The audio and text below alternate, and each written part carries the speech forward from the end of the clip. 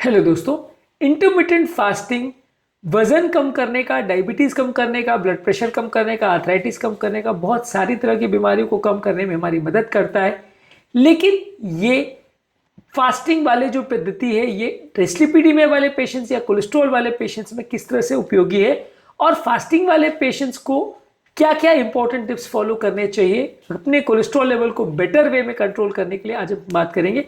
आज हम डिस्कस करेंगे कि यदि किसी व्यक्ति को कोलेस्ट्रॉल का प्रॉब्लम है और वो कोलेस्ट्रॉल भी कम करना चाह रहा है, बिसाइड्स वजन कम करना या डायबिटीज कंट्रोल करना या आर्थराइटिस कम करना, उसके अलावा वो अपने कोलेस्ट्रॉल भी बेटर वे में मैनेज करना चाहता है फास्टिंग द्वारा, तो क्या क्या एक्स्ट्रा चीज़ों को उसे फॉलो करना चाहिए।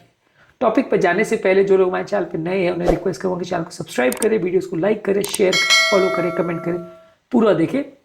टॉपिक इंपॉर्टेंट है इसलिए से एंड तक देखिएगा। चलिए शुरू करते हैं इंपॉर्टेंट वीडियो।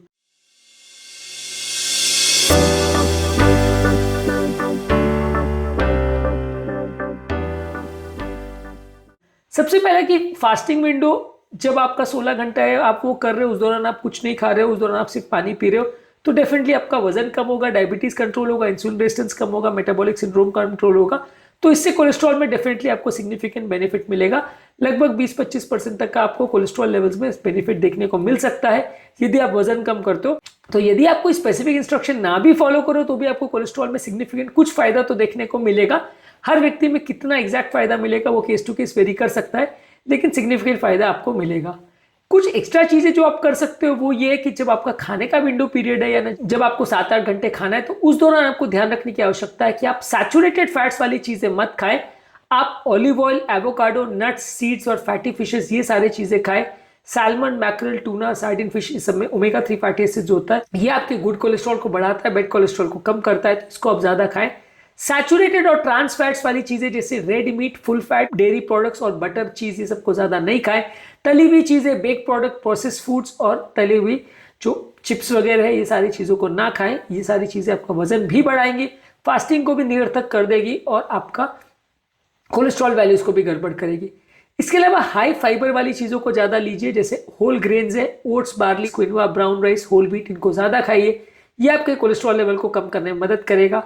इसके अलावा बहुत ज्यादा सब्जियों को ज्यादा खाइए, सब्जियों में फाइबर कंटेंट अच्छा होता है जो कि कोलेस्ट्रॉल को कम करता है। ओट्स है, बीन्स है, चने हैं, दाल है, राजमा है, मोठ है, मूंग है, मूंगफली, ये सारी चीज को ज्यादा खाइए। फलों को भी आप खा सकते हैं, लेकिन मैं बहुत ज्यादा फलों को रिकमेंड नहीं करता हूँ। फ्रूट जूसेस तो बिल्कुल मत लीजिए। फ्रूट्स भी अगर ले रहे हैं तो एप्पल है, संतरा है, मौसम्बी है, नाशपाती है, अमरूद है, कीवी है, एवोकाडो है, इन फलों को ले सकते हैं, पर कोशिश करिए कि खाने के बदले इनको लीजिए। बहुत ज्यादा एक्स्ट्रा में मत खाइए, नहीं तो वजन बढ़ेगा। इसके अलावा दालें हैं, चने हैं, अंकुरित चीजें, इनको ज्यादा मात्रा में खाइए, इसमें फाइबर का स्रोत अच्छा होता है, तो कोलेस्ट्रॉल कम करने में मदद करेगा। इसके अलावा जो भी खाद्य पदार्थ आपको खा रहे हैं उसमें पोर्शन कंट्रोल करने का ध्यान रखिए, वजन बढ़े नहीं, इसके लिए कोशिश करिए कि जो भी खाद्य पदार्थ खा रहे हैं बहुत ज्यादा मात्रा में नहीं खाए, ओवर ईटिंग मत करिए। इसके अलावा सारे मैक्रो न्यूट्रिएंट्स का विशेष ध्यान रखिए, कार्बोहाइड्रेट्स, फैट्स, प्रोटीन सबको बराबर मात्रा में खाइए, संतुलित वे में खाइए, एक बैलेंस डाइट मेंटेन करिए और विटामिन मिनरल्स पर भी फोकस करिए।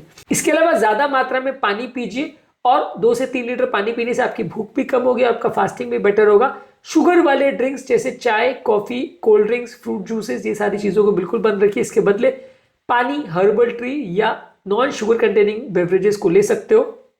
शुगर वाले खाद्य पदार्थ जैसे व्हाइट ब्रेड, पेस्ट्रीज, शुगर वाले स्नैक्स है, रिफाइंड कार्बोहाइड्रेट्स और मैदे की बनी हुई सारी चीजें, इनको बंद रखिए।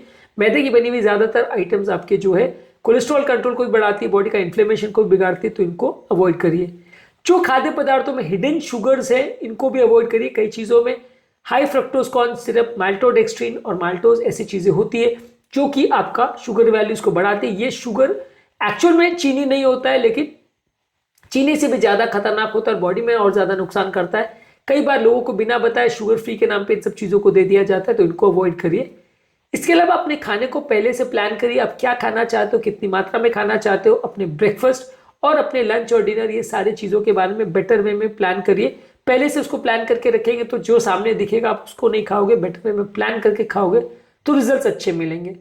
इसके अलावा ओमेगा 3 फैटी एसिड्स वाली चीजें ज्यादा खाइए, salmon, mackerel, tuna, sardine fishes खाइए, फ्लैक्स सीड, चिया सीड्स खाइए और बादाम, अखरोट को ज्यादा लीजिए। इसमें प्रॉपर्टीज होती है जो कि आपके ट्राइग्लिसराइड लेवल को कम करती है, बॉडी के इन्फ्लेमेशन को कम करती है, इससे आपको फायदा मिलेगा।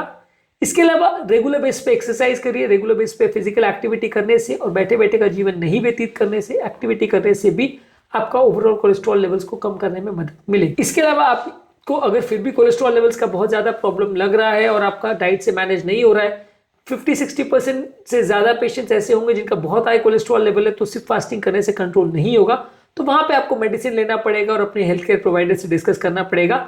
जब आपका कोलेस्ट्रॉल लेवल बॉर्डर लाइन है और उसमें थोड़ा सा रिडक्शन की आवश्यकता है, तो फास्टिंग से या खाने पीने में चेंजेस करने से आपको 20-30% का रिडक्शन मिल जाएगा और उसमें कंट्रोल आप कर पाओगे। लेकिन जब बहुत ज़्यादा वैल्यूज़ है और बिल्कुल आउट ऑफ कंट्रोल आपका शुगर वैल्यूज़ है, आपका कोलेस्ट्रॉल वैल्यूज़ है, वहाँ पे अगर आप सिर्फ फास्टिंग के भरोसे रहोगे तो फिर थोड़ा मुश्किल होगा। वहाँ पे कई बार आपको दवाइयों का भी साथ लेना पड़ता है। और शुगर या डायबिटीज़ को ये पूरी तरह से फास्टिंग कई केसेस में रिवर्स कर सकता है, लेकिन कोलेस्ट्रॉल को पूरी तरह से रिवर्स करना उतना ईजी नहीं है। इसलिए आप इसमें मैक्सिमम 20-30% तक का रिडक्शन एक्सपेक्ट कर सकते हो। Over a period of time आपके इंपॉर्टेंट चेंजेस करने से थोड़े और ज़्यादा फायदा भी आपको मिल सकता है, लेकिन इसमें बिल्कुल ही जीरो आपका कोलेस्ट्रॉल हो जाएगा, बहुत ही कम हो जाएगा, ऐसी उम्मीद मत रखिए, क्योंकि आपको सिग्निफिकेंट फायदा जरूर मिलेगा, लेकिन बिना दवाओं के पूरा कोलेस्ट्रॉल ठीक हो जाएगा ये हर केस में होगा, ऐसा मुश्किल है। जिनके भी कोलेस्ट्रॉल वैल्यूज बहुत ज़्यादा है वहाँ पे आपको कुछ फायदा मिलेगा, लेकिन पूरा रिडक्शन करने के लिए शायद एक्स्ट्रा दवा या आपके डॉक्टर के साथ डिस्कशन करने की आवश्यकता पड़ेगी। आज के टॉपिक में हमने बात करी कि अगर कोई व्यक्ति को कोलेस्ट्रॉल का प्रॉब्लम है और वो इंटरमिटेंट फास्टिंग करना चाहता है, तो क्या क्या चीज़ों को उसका विशेष ध्यान रखना चाहिए ताकि उसको कोलेस्ट्रॉल कंट्रोल करने में भी एक्स्ट्रा फायदा मिले। उम्मीद करूंगा कि आज के टॉपिक में कुछ नई बातें जानने को मिली होगी।